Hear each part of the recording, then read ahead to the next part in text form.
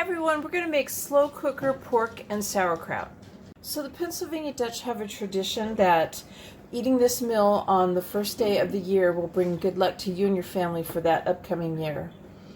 So I'm using a pork shoulder roast. This is a little over 4 pounds. Anywhere between 4 and 5 pounds is a good size. You could also use a pork loin roast. I have generously salted and peppered this side. That was the side with more fat on it, and I placed it fat side down in my crock pot, and now I'm going to generously salt and pepper this side. There's a bone in here. I'm going to remove that later.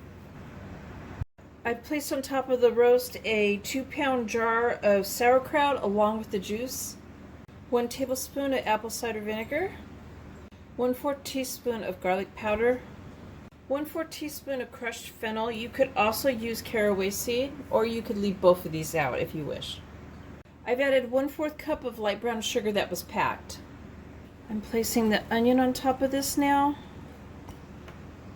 I have 1 Granny Smith apple chopped up small, and I'm going to pour that on top of that.